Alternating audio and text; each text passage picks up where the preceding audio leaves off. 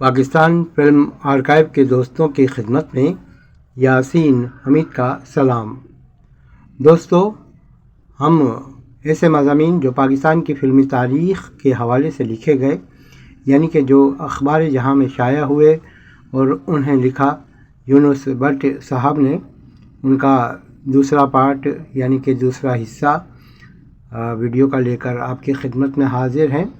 Pakistan film archive کے خزانے میں ایسی بے شمار یادیں ہیں جن سے ہم پاکستان فلم انڈسٹری کی ماضی کو یاد کرتے ہیں۔ اس قسط میں بھی بٹ صاحب نے پاکستان فلم انڈسٹری کے سنہرے دور کو یاد کیا۔ اسلم پرویز، جو اس زمانے میں پاکستان کے ابتدائی دور میں فلمی ہیرو تھے اور انہوں نے بے شمار کامیاب فلموں میں ہیرو کا کردار ادا کیا۔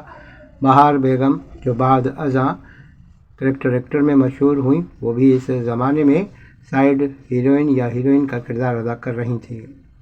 یہ ریحانہ ہیں جو بھارتی فلموں میں کام کرتی تھیں۔ انہیں اقبال یوسف پاکستان لائے، رات کے راہی اور دیگر فلموں میں انہوں نے کام کیا اور زیادہ مشہور نہیں ہو سکی، تو ذکر چلے گا۔ یہ ان کی ابتدائی دور کی فلموں کی کچھ تصاویر ہیں۔ ہم آپ کو اس حوالے سے بھی بتا دیں کہ یہ تصاویر جو کہ آپ دیکھ رہے ہیں،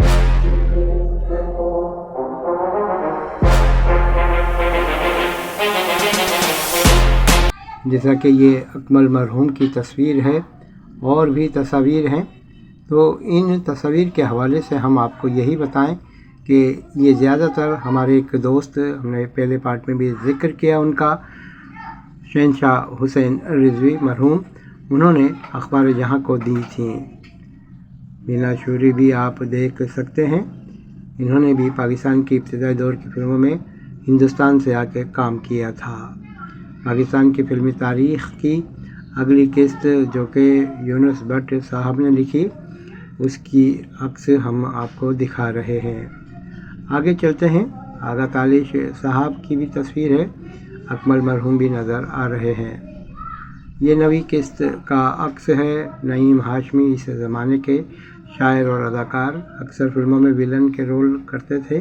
یوسف خان، نصرت کردار درپن اور سورن لتا، یہ میرے خیال سے نور اسلام کی تصویر ہے۔ الیاس کشمیری، کریکٹر ایکٹر بھی، ہیرو بھی، بیک وقت ویلن بھی، تمام تر کام کیا کرتے تھے۔ اس قسط میں بٹ صاحب نے ذکر کیا ساقی اور نیلو کا، جنہوں نے ہالی ووڈ کی فلم بھوانی جنکشن میں کام کیا۔ یہ فلم لاہور میں فلم بند کی گئی تھی۔ مینا شوری بھی بھارت سے پاکستان آئیں اور انہوں نے میش 56 اور دیگر فلموں میں کام کیا۔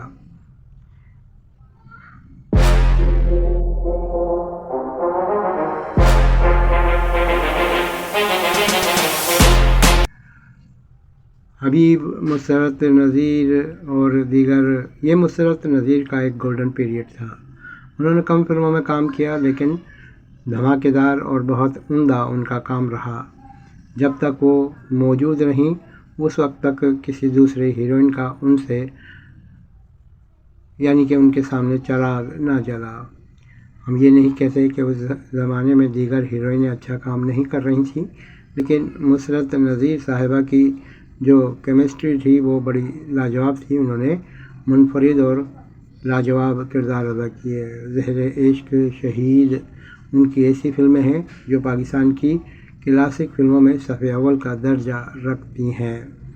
اس زمانے میں ہی اسلم پرویز نے ہیرو سے ویلن کا سفر شروع کیا۔ فلم تھی نیند، اور اس فلم میں ان کے کردار کو بہت پسند کیا گیا، اور ایسا پسند کیا گیا کہ وہ بعد ازاں ہیرو سے نکل کر ویلن کی صف میں آ گئے۔